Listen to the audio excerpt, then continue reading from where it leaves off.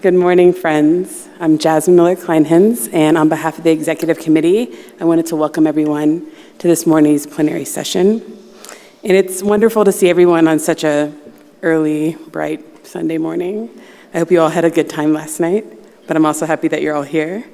So we're here together for the culminating plenary presentations of the 49th Annual Conference of the Association for Baha'i Studies. This morning we have two wonderful plenary talks. There will not be a formal break in between the two talks, but we'll give you a few minutes to just stand up and stretch. Please don't leave. They're going to be really wonderful. We want you all to stay for both. So our first presentation this morning is titled Innovation, Technology, and Transformation, the Need for a New Framework. And so now I will introduce our first presenter. Borna Noureddin is a faculty member at the British Columbia Institute of Technology, where he is teaching and carrying out interdisciplinary research at various levels to examine the relationship between the innovation, design, and use of digital tools and social transformation, and to explore new possible paradigms and frameworks. He holds degrees in biomedical and computer engineering, and has worked in computing and education in North America, Europe, and Southern Africa for over 30 years. He is currently serving on the Continental Board of Counselors for the Americas. He has been married for 30 years and has 3 children, one of whom is married, and all of whom support him in a myriad of ways. Thank you, Borna.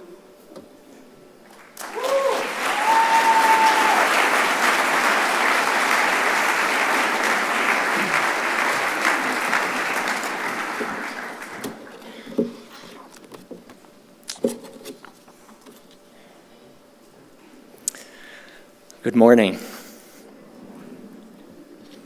Well, like Jasmine, I was very emotional during the devotions for a number of reasons, but especially seeing the writings of the faith through the voices of the saplings, and at the end, the junior youth, that by the end of the plan, will be taking on greater and greater responsibilities.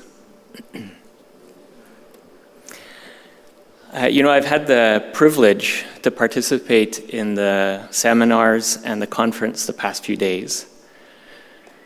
And I was remembering as a youth going to ABS conferences. And I remember when the National Spiritual Assembly of Canada wrote the House of Justice for guidance, a little over, I think 15 years ago, actually.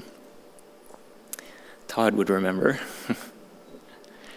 And I remember wondering at that time what the future of the association would be. That was part of the letter the National Assembly wrote. And it took 3 years for the House of Justice to respond in July 2013, and many of you are familiar with that letter. And that letter came on the heels of 114 youth conferences called for around the world. And it was a significant historical point, especially in North America. And I recall the sense of excitement at the possibilities the House of Justice opened up. And then quickly realizing the daunting task of learning how to bring that vision into reality. And a little over a decade later, I'm astonished at the progress made. I don't know why it's Baha'u'llah's faith, but somehow I'm quite astonished. And it's been humbling being here with all of you, and I'm filled with gratitude, first to Baha'u'llah and his House of Justice, second to these sister national spiritual assemblies for their guidance, and of course to the organizers and all those who make this possible. And I'm honored to have been asked to share a few thoughts with all of you this morning on a topic that's of interest to me, and I hope to some of you as well. When the committee asked me if I would present something, I first said no.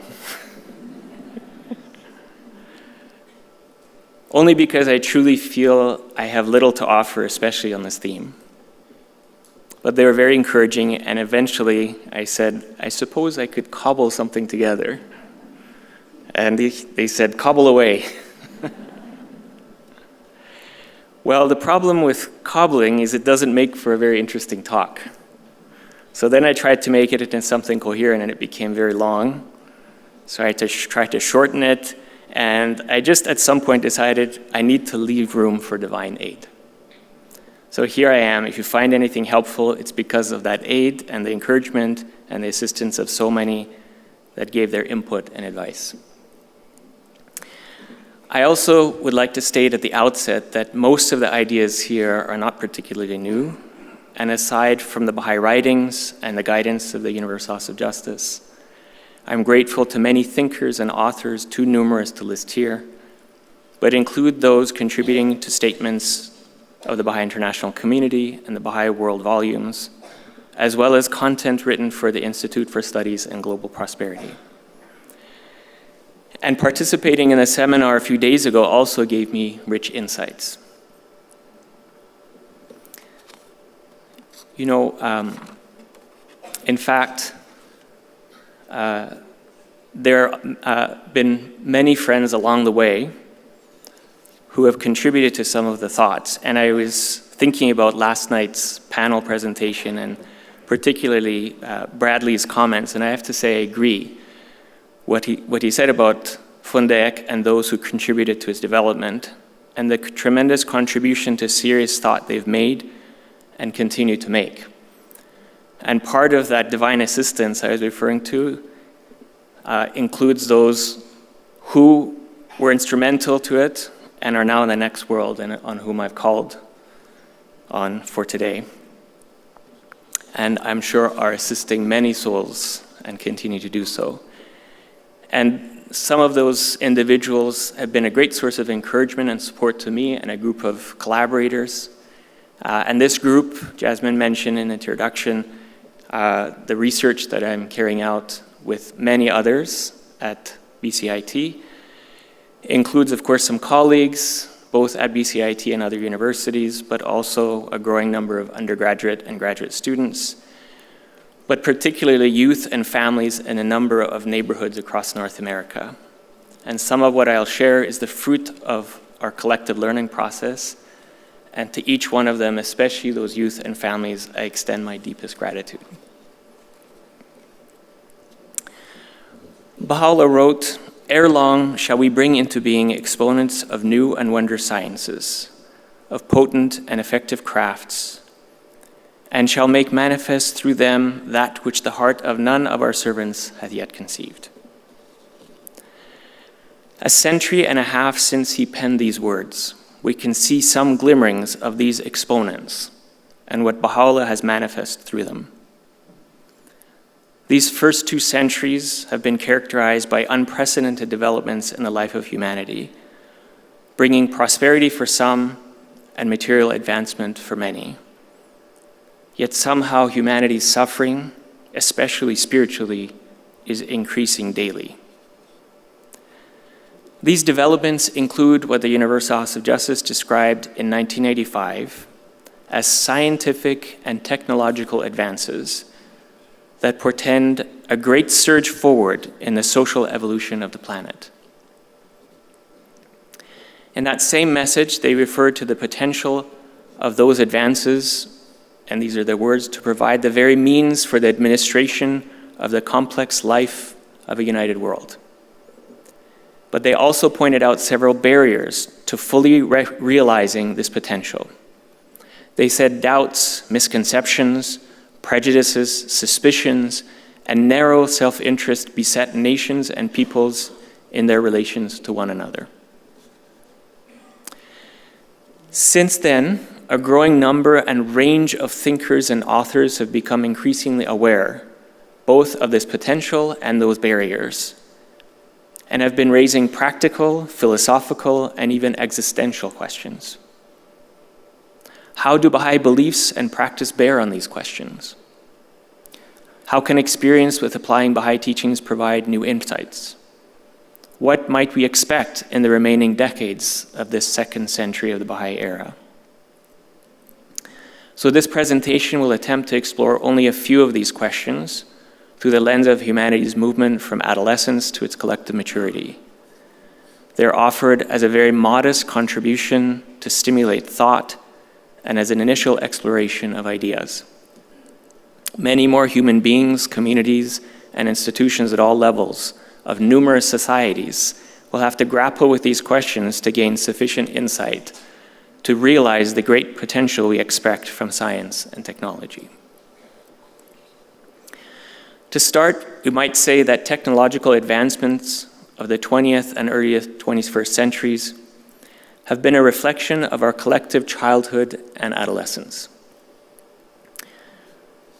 We might ask, what are some contemporary challenges and how would they be addressed if seen as marking the transition to our collective maturity as a human family? What kind of technology and innovation represents that stage of maturity? How will we get there, and what might be some initial steps? Perhaps we can explore essentially two ideas, and this is the thrust of this presentation. One, the need for a new framework for innovation and technology, and two, how Baha'i teachings and practice might help us develop one. And in both cases, the purpose is to stimulate thought, not necessarily to prescribe a way forward. It's not difficult to make the case that humanity is experiencing significant advancements in various fields, advancements that are disrupting traditional norms, and that all of this requires a new framework of ideas and principles to guide individual and collective decision-making if humanity is to flourish. This is already being articulated by contemporary thinkers and authors. It's not a new idea. What I am suggesting is that this framework include not just the idea of technology, but also the process of innovation. While technological progress has been substantial, a new framework requires a deeper examination of innovation. The suggestion is that as innovation is redefined, technological advancements can become more sustainable. They can contribute to genuine social well-being and be implemented more responsibly. We'll also need a way, and this is hard to find in the literature, to learn how to elaborate such a framework. And it is in that context that we can then look not only at what the Baha'i teachings have to offer, but how growing experience with applying those teachings in other contexts might offer some examples. Now, before getting to the question of a framework, let's lay out some basic ideas and review, however inadequately, some historical developments that brought us to where we are. And then we can look at why a new framework is needed and what might be some initial ideas and then the worldwide experience of the Baha'i community.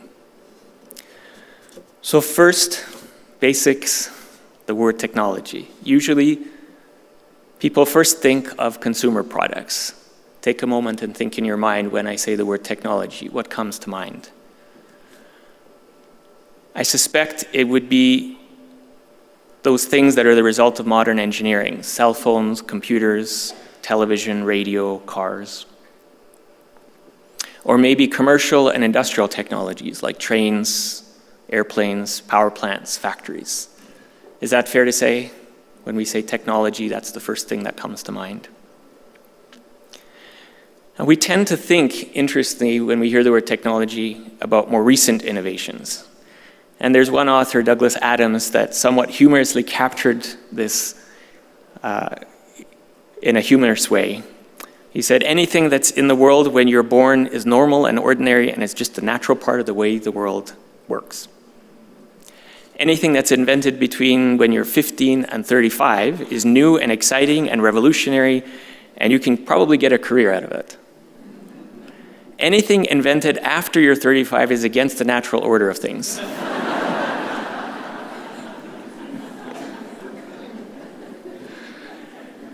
So technology can refer to an artifact, like a tool, a device, a machine.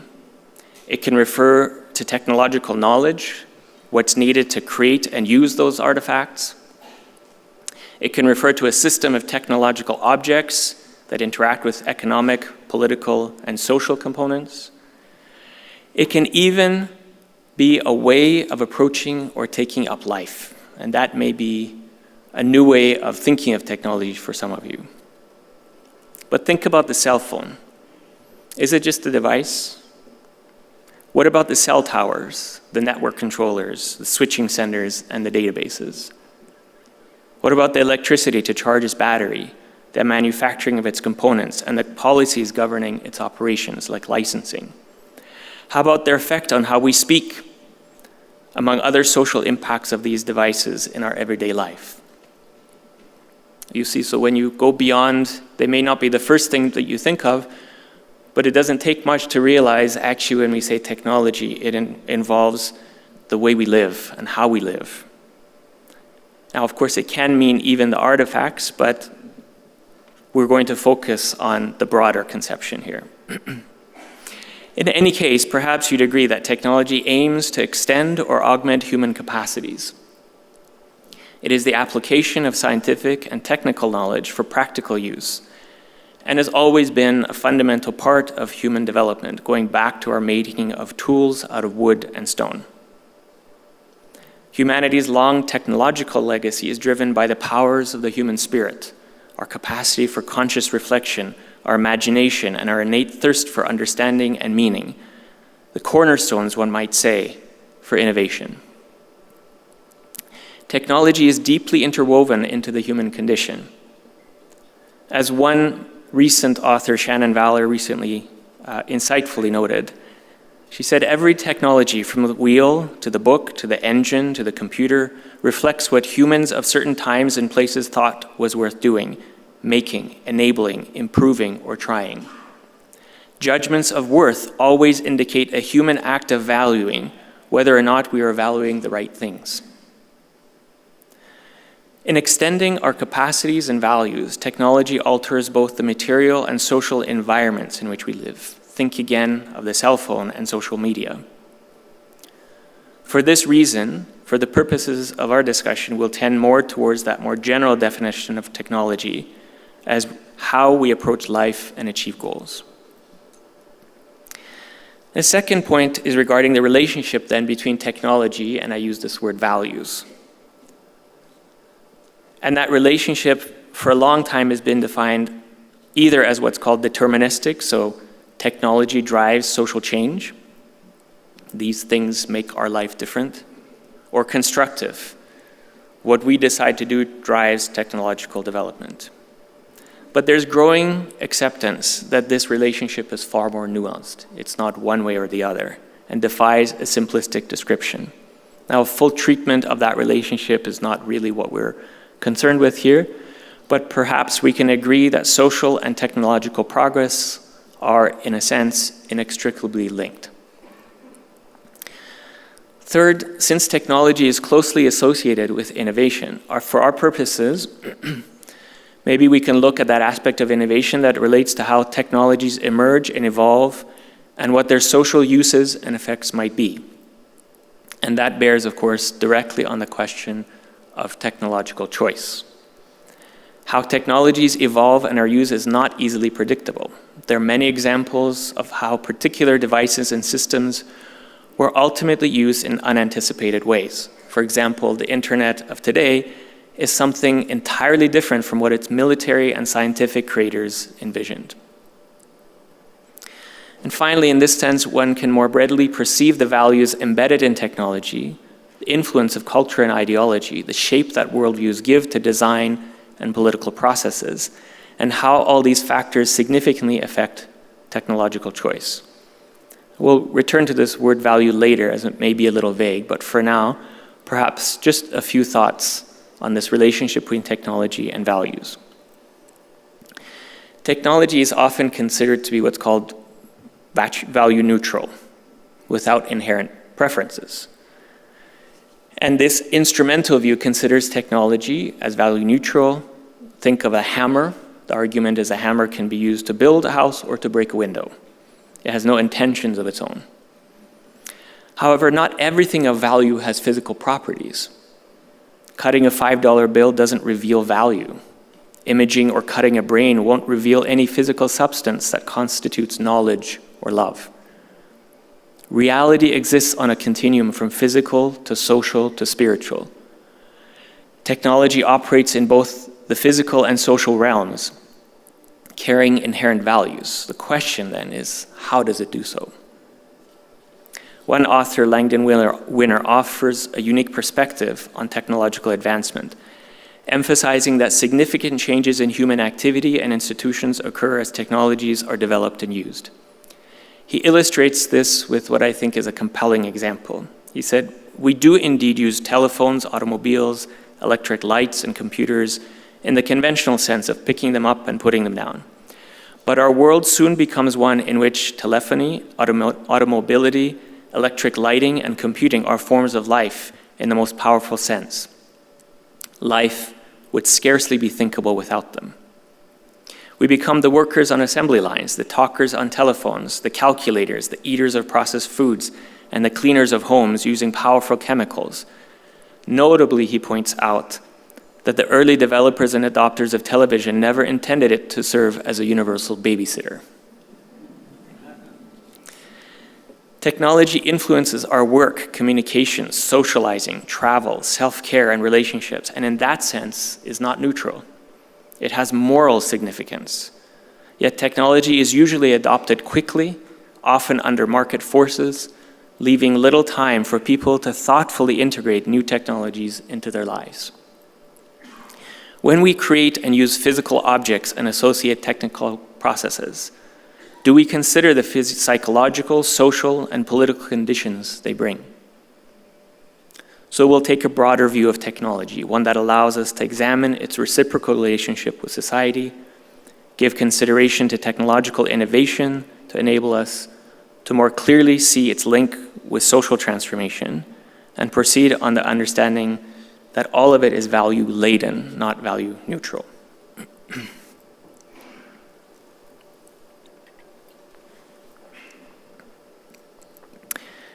So I thought actually one thing that might help is a very brief review of historical development of thought in this area. For most of humanity's history, we didn't think much about technology on its own.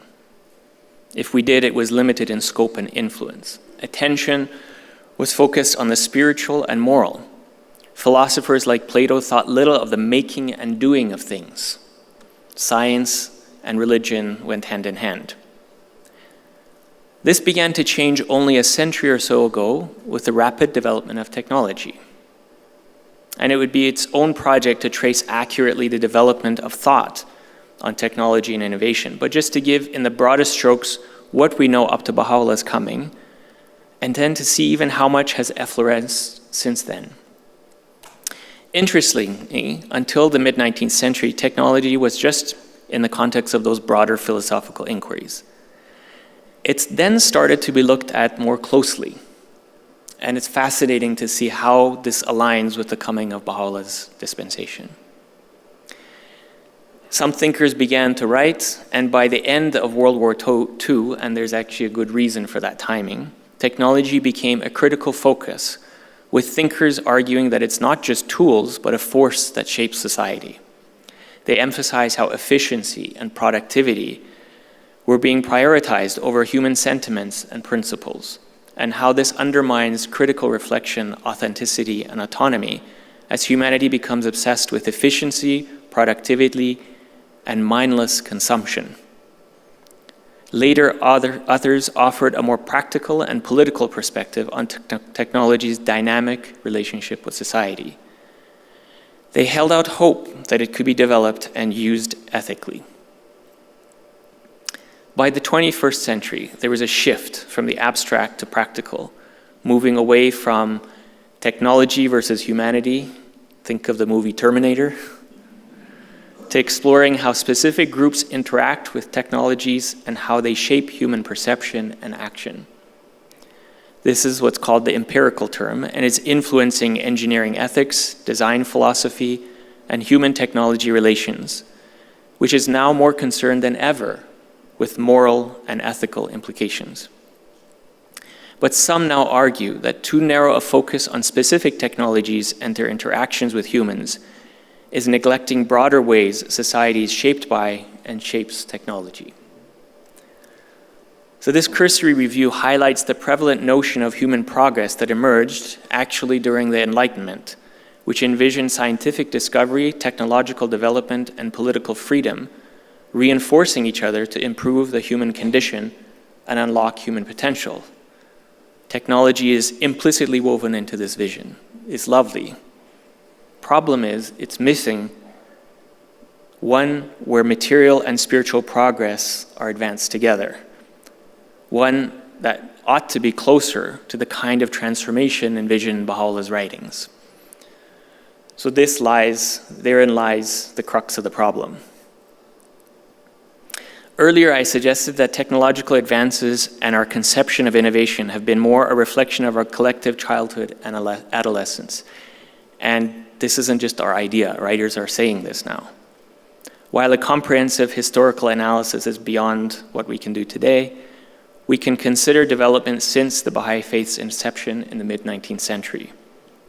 Aside from numerous scientific discoveries, the late 19th and early 20th centuries saw rapid advancement in transportation and communication technologies. The 20th century witnessed a global push for modernization and industrialization, driven by the belief that industrialization would improve quality of life. Communication technologies emerged as powerful tools for bridging tradition and modernity, especially in social and economic development. However, by the end of the century, coinciding with the birth of the internet, it became clear that the concept of development after World War II had failed, and the socioeconomic divide between developed and developing communities had widened.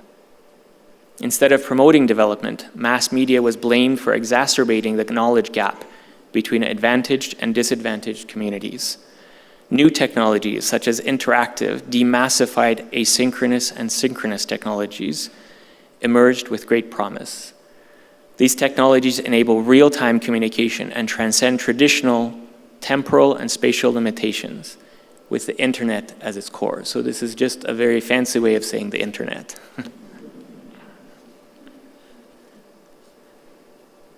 But what are then some of the challenges that still remain, the deeper ones? Let's consider something everyone recognizes: our genuine excitement about technological innovation. How do we all feel when we hear of some new invention that will save lives, save time, make new things possible? Doesn't it make us excited?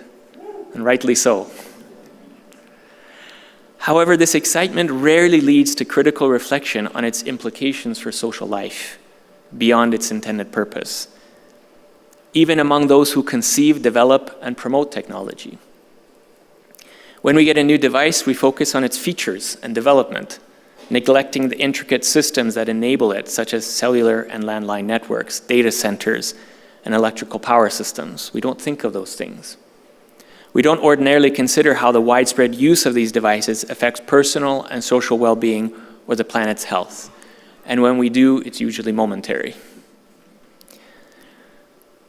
Langdon Winner sees our concerns being with the making and use of technology. We tend to treat the making of technology, how things work and making things work, as a fascination of certain people: inventors, technicians, engineers, repair people. Those not directly involved are thought to have little interest in or need to know about the materials, principles, or procedures found in those spheres. The value, ethics, and morality of technology currently lie in whether it can be used well or poorly, and for good or bad purposes.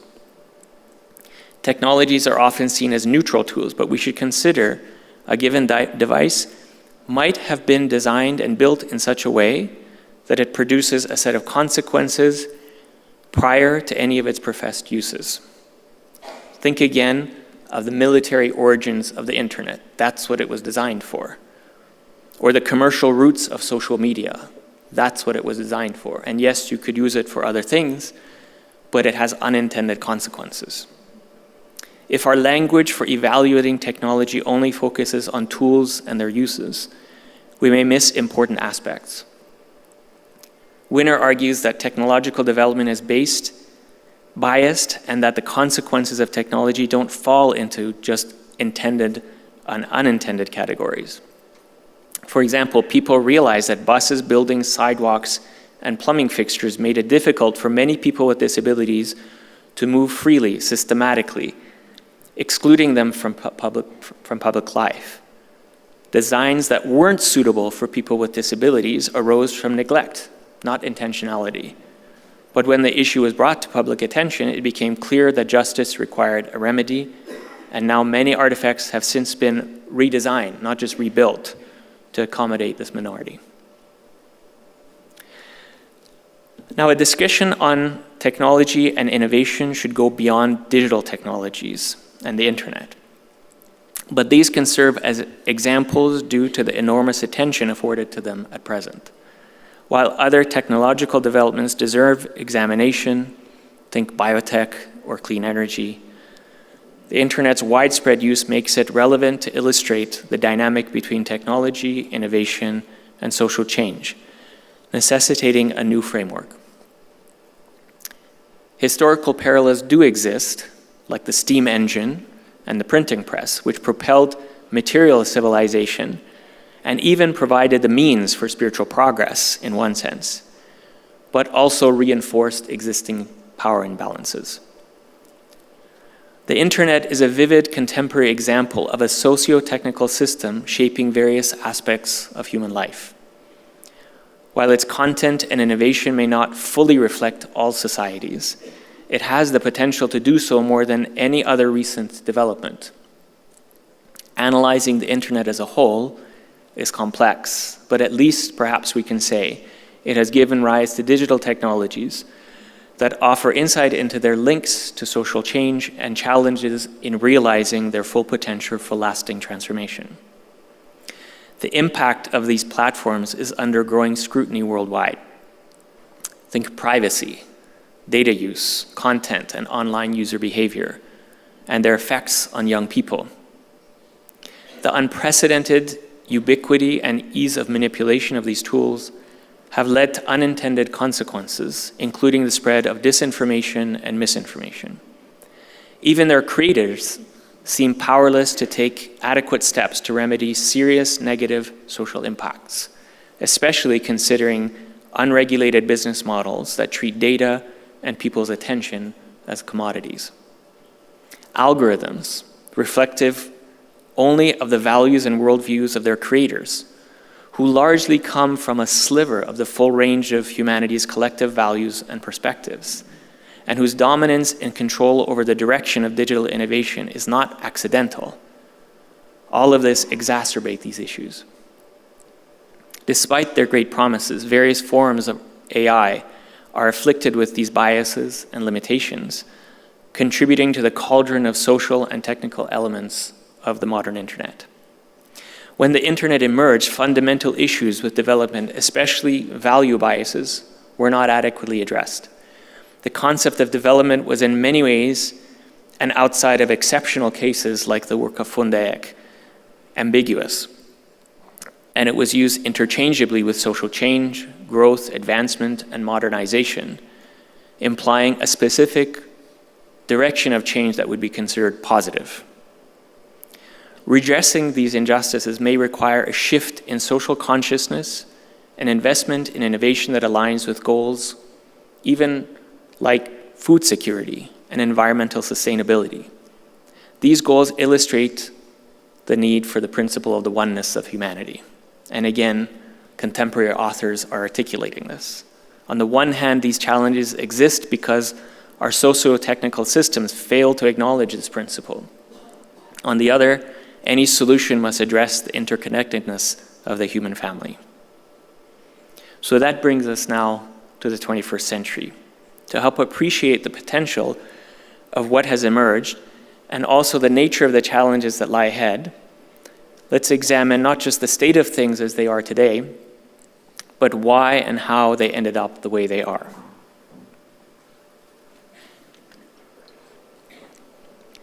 Abdu'l-Baha said, "In cycles gone by, though harmony was established, yet owing to the absence of means, the unity of all mankind could not have been achieved.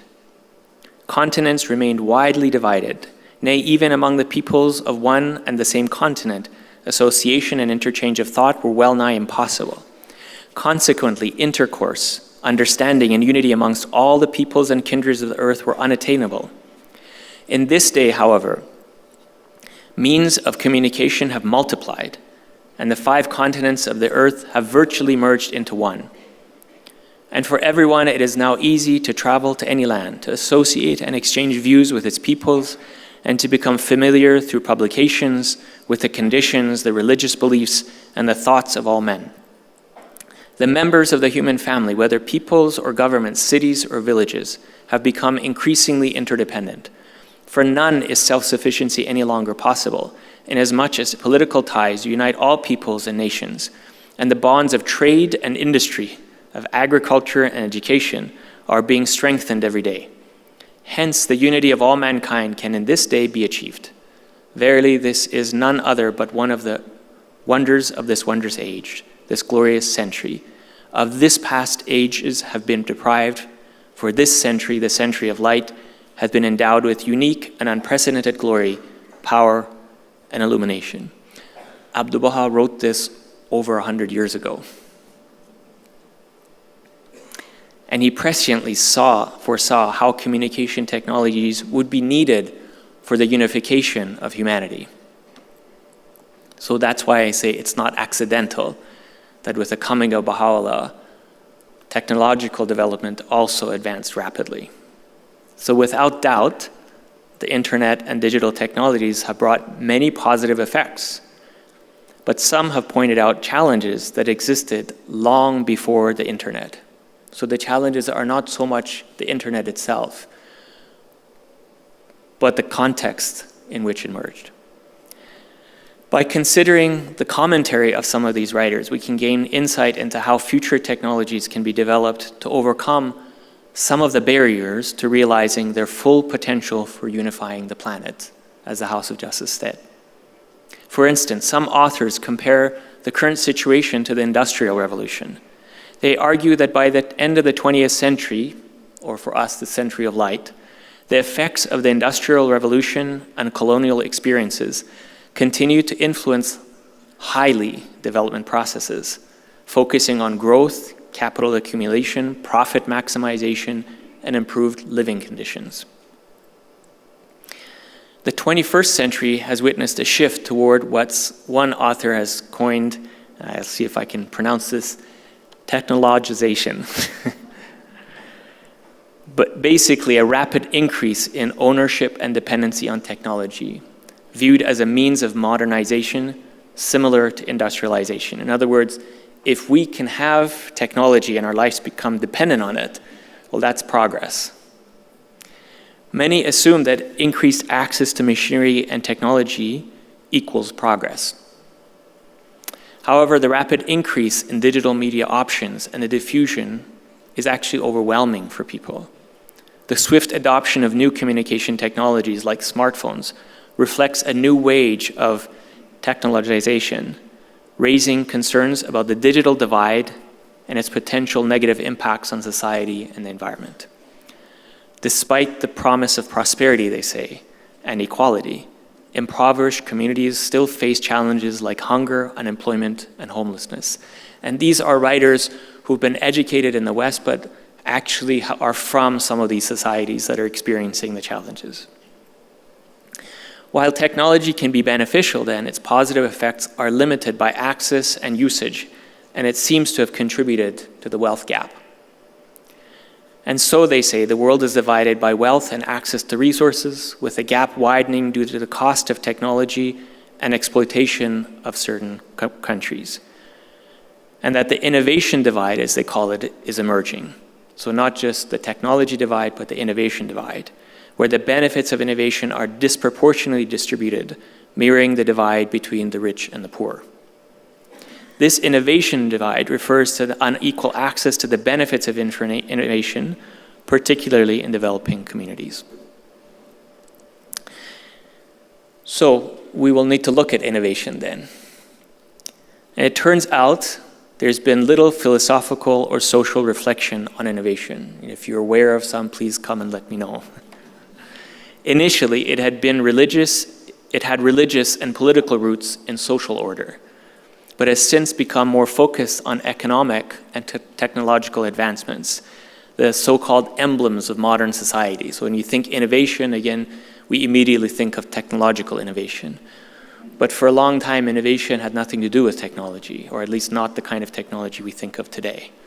this raises the question, why is innovation now considered commercial? And does this necessarily have to be the case? Is innovation not broader and more engaging? Does this current conception of innovation not contradict addressing global warming, rising inequality, and social well-being? If the answer is that it does contradict, then perhaps our conception of innovation needs to be broadened again, go back to its roots. We might consider then innovation as a process and its result, and take into account the innovators, the process of innovation, and its outcome. So it's hopefully clear now that there has been an accelerating pace of development of material civilization, of technological innovation and adoption. Some have made the case that technological innovation is not additive or subtractive, but they say ecological. It generates total change, like removing or adding caterpillars from a habitat. Others say technology affects our perception of reality, shapes, as they put it, the moral terrain on which decisions are made, helps define our sense of who we are and what we do, and structures how we relate to one another. Think how language has been shaped by texting. Another has said that just as science has become the accepted way of knowing, technology has come to embody the accepted way of acting, of doing. Yet others more recently have said that technology is no longer limited in time and place. Its impact is felt on a global scale and over countless generations. And it's in this context that there is a call for new ethics. So then what are some of the challenges that have come with technology, or as the House of Justice has said, barriers to realizing its full potential? And why might it be important to include innovation in addressing them, and why in fact would a whole new framework be needed? So let's again go back to our example of the internet and digital technologies. The internet's originators and policymakers come from a particular worldview that prioritizes the material nature of human beings. This worldview limits morality to its effects on material existence, leading to moral relativism. And it doesn't reflect the deep religious and spiritual values of the masses of users around the world. Yet modern innovation is founded on values such as efficiency, the requisite of material wealth for widespread social change, aspirations for comfort and convenience, and overcoming nature's limitations, and the unbridled freedom of individuals, almost all as human rights and all as immutable elements of the framework. These tools are designed with these values at the heart of their purpose. Unconscious use of them leads to increasingly transactional relationships, behavior that reflects ingrained prejudices, environmental devastation, and increasing incivility in interactions. These corrosive influences are magnified by digital tools and at times assume new baleful forms. Again, I'm just describing to you what authors are already saying. And it's not the internet is bad, it's just helping us see that the challenges that have come with it, despite the great promises, actually have to do with the innovation processes and the values of those who created them, even though their intentions were good. At heart, perhaps then, is what one described as our notion of progress, as he put it. Progress is not a neutral word. It is embedded with beliefs, values, and judgments, and is bound to a vision of the future. It rests on a belief that human life holds inherent value, that it is worth living, and that it is, in fact, possible to take measures to improve human life and make it better. The kind of transformation Baha'u'llah envisioned has a directionality to it, and that defines for us progress. Another argues that progress involves a judgment about its direction, not just movement. That without a goal, progress becomes meaningless. People have long held notions of worth and pursued goals using technology to advance toward that vision. The extent to which these notions are shared and beneficial varies by society. She says technology reflects our values, hopes, and ideals. She also suggests that the unresolved crisis of the 20th century, interestingly, is a crisis of meaning. the meaning of human excellence, flourishing, and the good life? Who do we want to be? Is our vision of that clearer than for our classical or Enlightenment predecessors, or it has actually become more clouded?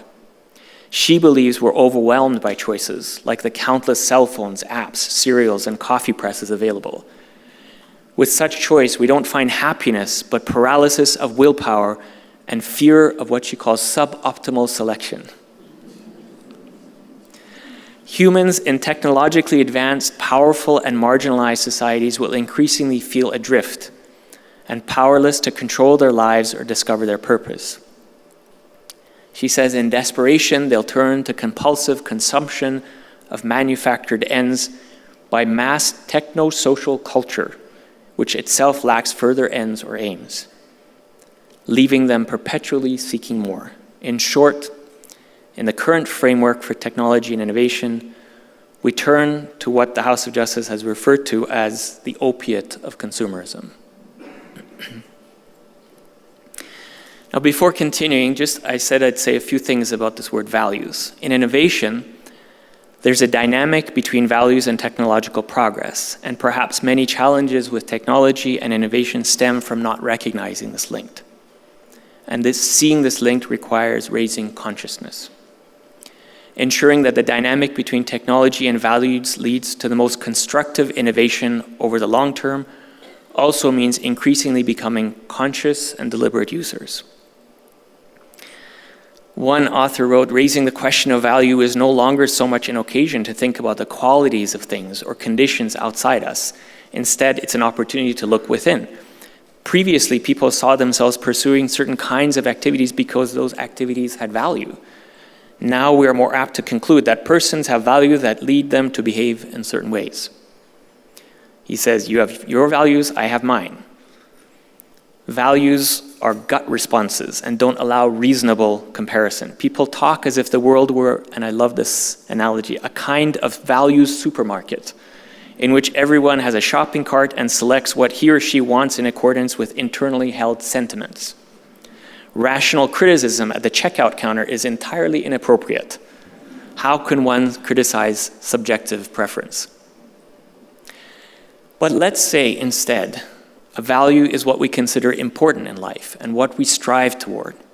Things even like money, comfort, peace, power, knowledge, justice, friendship, family. All of it could be worthy goals, but how do we strive towards those? Is it done in a mode of selfless service to others or self-interested work?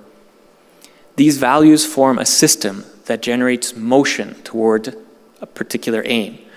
So they can't be separated from beliefs about human nature, about society and life's direction. And that is a conceptual or ethical framework. One author actually has proposed that an increase in human capability through technology requires now a new ethical framework. Traditional ethics focused on the individual, ignoring the collective dimension and being too limited in time. Another author has referred to the collective humanity of the future and similarly proposed the need for a new framework. These perhaps point to characteristics of humanity's coming of age, what I had said, that this is a movement from adolescence to maturity. This is, of course, something Abdu'l-Baha predicted when he said, "From every standpoint, the world of humanity is undergoing a reformation. The laws of former governments and civilizations are in process of revision. Scientific ideas and theories are developing and advancing to meet a new range of phenomena. Invention and discovery are penetrating hitherto unknown fields, revealing new wonders and hidden secrets of the material universe. Industries have vastly wider scope and production. Everywhere the world of mankind is in the throes of evolutionary activity, indicating the passing of the old conditions and advent of the new age of reformation. Old trees yield no fruitage. Old ideas and methods are obsolete and worthless now. Old standards of ethics, moral codes, and methods of living in the past will not suffice for the present age of advancement and progress." So the need for a new framework is thus becoming apparent, whether we look in the Baha'i writings or contemporary thinkers. And the work of the next century may involve elaborating and refining it. Within this framework, the concept of the oneness of humanity as both an operating principle and goal may merit particular reflection. And we can't do it justice, but perhaps we can begin with accepting it as an immutable element of our framework. Over the past 2 centuries, technological evolution and modern democratic thought have been deeply intertwined. Langdon Winner asked this question, are there no shared values except for affluence and avoiding cancer?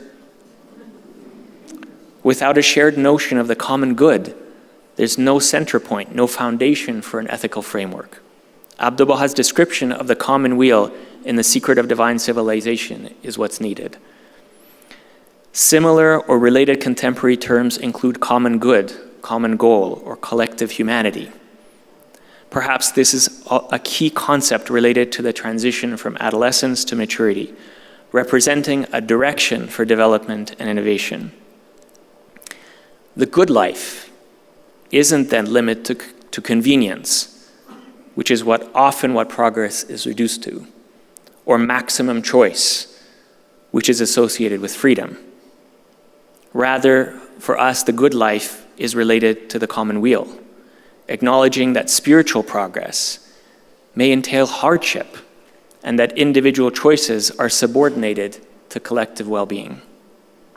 Here, we may want to look at the notion of the collective being discovered in the processes of community building in the faith. The House of Justice says such a community is more than the sum of its membership. It is a comprehensive unit of civilization composed of individuals, families, and institutions that are originators and encouragers of systems, agencies, and organizations working together with a common purpose for the welfare of people both within and beyond its borders. It is a composition of diverse interacting participants that are achieving unity in an unremitting quest for spiritual and social progress. So this last part was stunning, that spiritual and social progress are achieved through unity. This implies that relationships are constantly changing, and how they change matters. How they change should bring unity. Changes that reinforce unity are different than those that work against it. Both are change, but they're fundamentally different, no matter how materially advantageous some of those changes may be in the short term. Oneness as an operating principle is equally relevant. As our collective future becomes more interconnected, developing a new framework that involves the masses seems crucial. And sincere efforts are being made to address the challenges we've discussed. But these measures still fall short of maximizing the potential of modern technologies for humanity. Simply improving tools or coming up with new ones in the same framework won't suffice. As rapid developments were occurring in recent decades, there's been a growing experience guided by the Universal House of Justice on how a framework can be developed. For those alive to Baha'u'llah's vision and the guidance of the House of Justice, the fundamental principles of Baha'u'llah's teachings and the concepts that emerge and evolve as those teachings are applied are now seen as a framework to guide the action of a growing collective of human beings and the communities and institutions to which they belong. And this collective spans the entire planet in all its diversity. Drawing on this evolving framework, a number of questions related to the challenges mentioned above can perhaps now be articulated concerning digital technologies. I'll just give you a couple of them. What if it were possible to have technologies that truly reflect the diversity of values held without resorting to moral relativism? How would social media change if the individual was not placed at its center and it truly became a tool for society as a whole? In short, what fundamental assumptions and values have to be questioned, and how will such a re-examination impact the very design of the internet and related digital tools, and ultimately innovation itself? In fact, it turns out that at least at the level of the use of such tools, beyond immutable principles, some insights into their application and a few concepts have emerged. And I thought I would just share with you a few examples as we draw to a close. Regarding the nature and use of the internet and social media, a number of passages from the writings and the guidance of the House of Justice seem to apply. For example, thinking about participating in discussions, of course, in any discussions, but this would include online. Baha'u'llah says, every word is endowed with a spirit. Therefore, the speaker or expounder should carefully deliver his words at the appropriate time and place, for the impression which each word maketh is clearly evident and perceptible. The great being saith, one word may be likened unto fire, another unto light, and the influence which both exert is manifest in the world. And he didn't say online discussions are exempt from this. But much more has been written by the House of Justice. And there's a few letters in particular, one dated 1st December 2019. Regarding the use of technology itself, I'm just going to read a few phrases from this guidance. Learning to utilize the internet in a manner conducive to material and spiritual progress is an immense challenge. The use of technology will be imperative to the development of effective systems and instruments, yet it cannot be allowed to define needs and dictate action. We must be conscious and conscientious users of any technology and must apply insight and spiritual discipline.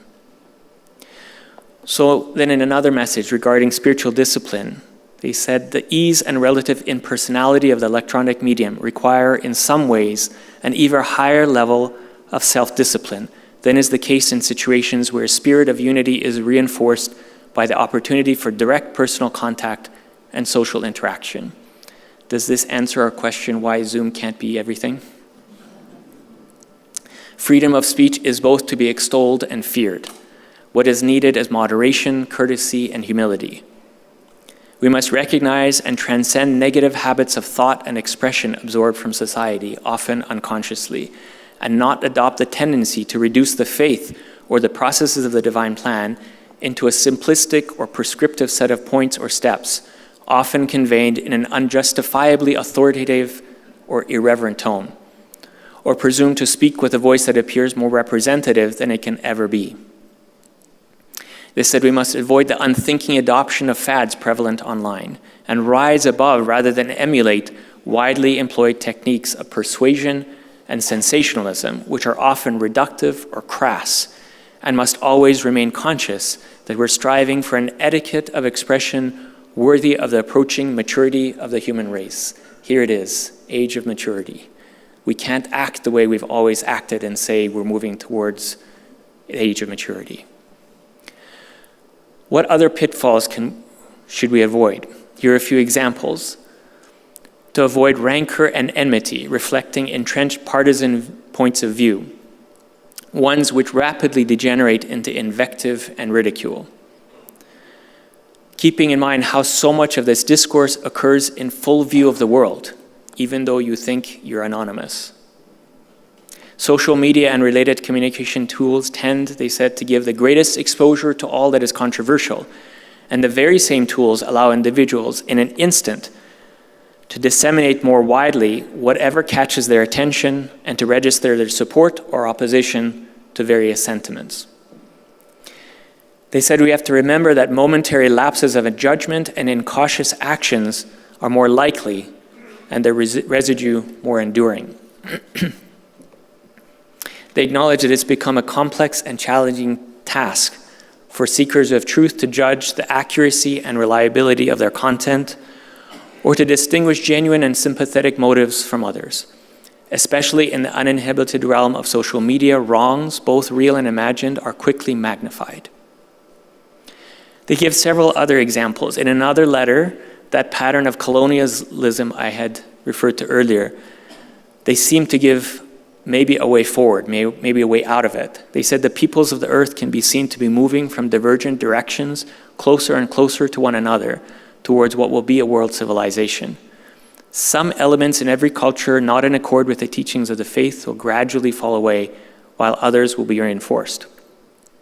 New elements of culture will evolve over time as people hailing from every human group, inspired by the revelation of Baha'u'llah, give expression to patterns of thought and action engendered by his teachings, in part through artistic and literary works. And they said, yet such an efflorescence of creative thought will fail to materialize should the friends fall, however inadvertently, into patterns prevalent in the world that give license to those with financial resources to impose their cultural perspective on others, inundating them with materials and products aggressively promoted. This is the House of Justice.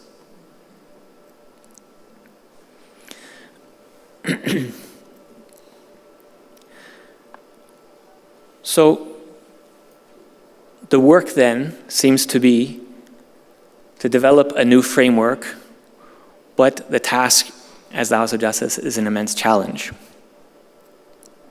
The House of Justice, in one of its letters, had referred to the advancement at the level of culture that the Baha'i community has experienced. And they gave a description of that. But the culture referred to is seen in the interaction, in the nature of the interaction within and among communities and the individuals and institutions in them. And our conception of each of these entities or protagonists of social and spiritual progress has expanded significantly in recent years. For example, current digital technologies have helped in binding people, communities, and entire societies closer together. But as we've seen, they've also brought many new challenges because their designs and how they were conceived have perpetuated patterns of thought and behavior associated with our collective adolescence. The rapid development of these and other technologies has coincided with an acceleration of learning how to apply Baha'u'llah's teachings for social and spiritual progress. That's the divine plan. Within that, two capacities seem essential: reflection and consultation in light of action. Even in the past decade, many insights have emerged about the use of such tools to precisely this constant interaction of action, reflection, and collective consultation. The essence of those insights are now captured in the guidance of the House of Justice, such as the ones I just read. These already can be seen as elements of an emerging and evolving conceptual framework for the use of technology. However, many new innovations are emerging that will require continual learning, various forms of artificial intelligence and virtual and augmented reality being ones covered copiously in media. Yet the fundamental approach to innovation hasn't changed, which means we can expect the use of such technologies to bring even more challenges. Perhaps then, it's now time to consider those elements of a framework that would guide innovation itself, an idea we'd said at the outset. And perhaps as the interaction of these three protagonists in the construction of societies being built through the power latent in the Baha'i faith, will continue to give us insight into some of those elements, an approach based on the experience of recent decades in the Baha'i world. After all, 30 years ago, the internet was barely in existence, let alone all the inventions that came from it. And the experience of the Baha'i community with developing a framework for action was in its infancy. Now, both have advanced rapidly, and yet we know developments of the next 30 years will eclipse what happened in the previous 30 years. The efforts of those implementing the plans of the Universal House of Justice will have to be complemented by expanding significantly the number of those contributing to the development of such a framework, applying it to processes of social change, and articulating for each other and the world the insights gained. Hopefully, the comments offered here have stimulated some thought and motivation to do just this. I want to leave you with these words of the Bab related to innovation. I yield praise unto thee, O Lord our God, for the bounty of having called into being the realm of creation and invention, a praise which shineth resplendent through the potency of thine inspiration, which none other but thee can be fittingly appraise.